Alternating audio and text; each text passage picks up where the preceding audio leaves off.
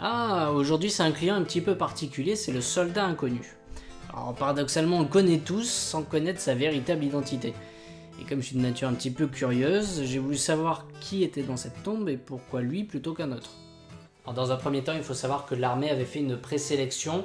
Le 10 novembre 1920, 8 cadavres de soldats français ayant participé aux principaux conflits de cette guerre devaient être présentés à un soldat de deuxième classe qui devait en choisir un pour qu'il soit inhumé sous l'Arc de Triomphe.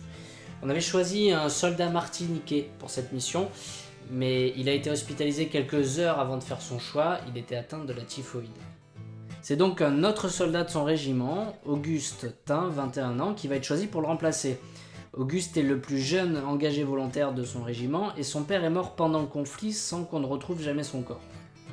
C'est donc Auguste qui va devoir choisir l'un d'entre eux. Il va d'abord faire un premier tour autour des 8 cercueils et va finalement déposer un bouquet d'œillets symbolique que lui a confié André Maginot sur le 6e d'entre eux. Il expliquera plus tard: il me vint une idée simple, j'appartiens au 6e corps, en additionnant les chiffres de mon régiment, le 132 c'est également le chiffre 6 que je retiens, ma décision est prise, ça sera le 6e cercueil que je rencontrerai. Et voilà comment a été désigné celui qui est visité par des millions de touristes chaque année. Les 7 autres soldats qui avaient été présélectionnés ont eux été enterrés dans un cimetière de Verdun où une plaque signale qu'ils auraient pu être le soldat inconnu. Auguste Tin, lui, sera décoré de la Légion d'honneur par François Mitterrand sous l'Arc de Triomphe.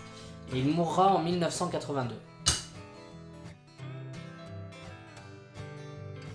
Et au fait, j'entame une nouvelle collection. Ah, j'en ai déjà plein. Je suis trop content.